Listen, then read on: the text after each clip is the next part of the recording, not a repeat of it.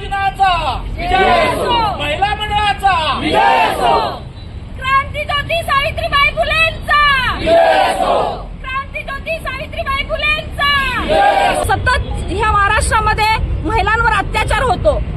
केंद्रीय मंत्री रक्षा खडसे ज्या एवढ्या मोठ्या केंद्रीय मंत्री आहेत आणि त्यांच्या मुलीची छेडछाड करण्यात येते, त्यावेळी आमच्या सर्वसामान्य महिलांच्या सुरक्षितेवर प्रश्नचिन्ह निर्माण झालेला आहे। महिलांचे वुमन सेंट्रिक पॉलिटिक्स होणं या ठिकाणी गरजेचं आहे। आज जागतिक महिला दिनाच्या निमित्तानं मला आवर्जून सांगावंसं वाटतंय, ज्यावेळी तुम्ही महिलांना निवडून देता, महिला विधानसभेत जातात, महिला आयोगाच्या अध्यक्ष होतात, त्यावेळी त्यांनी वुमन सेंट्रिक पॉलिटिक्स केलं पाहिजे। महिलांचे प्रश्न निवडून देण्यासाठी तुम्ही महिलांना तिथं निवडून दिलेलं असतं, पण हा पुरुष प्रधान संस्कृतीचं जे सरकार बसलेलं आहे ते महिलांना तोंड उघडू देत नाही।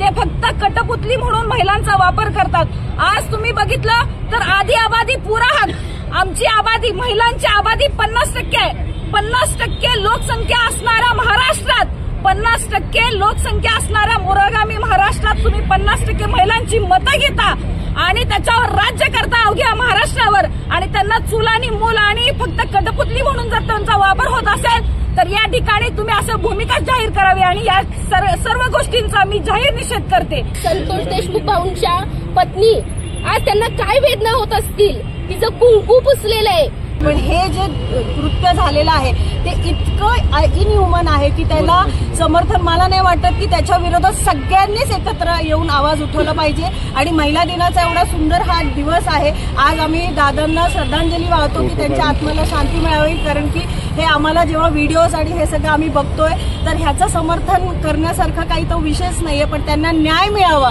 आणि खूप लवकर न्याय मिळावा हीच आमची इच्छा आहे। आणि म्हणूनच आम्ही सगळे, तुम्ही जर बघत असाल तर ही ताकद आहे महिलांची की सगळ्या पक्षाचे महिला, सगळ्या वेगवेगळ्या जाती धर्माच्या महिला आज एकत्र आले, ह्यासाठीच एकत्र आले। मराठा म्हणून नाही एकत्र आले, ब्राह्मण कुठल्या जाती धर्म म्हणून एकत्र नाही आले, फक्त आणि फक्त दादांना न्याय मिळावा म्हणून आम्ही एकत्र आलोय। आणि हीच आमची सरकारला पण विनंती राहील की लवकरात लवकर फास्ट ट्रॅकवर हे सगळं टाकून तुम्ही त्याचं पर्दाफाश करावा, कोण ह्याच्यामध्ये इन्व्हॉल्व आहे, काय आहे, आणि न्याय मिळावा हीच विनंती।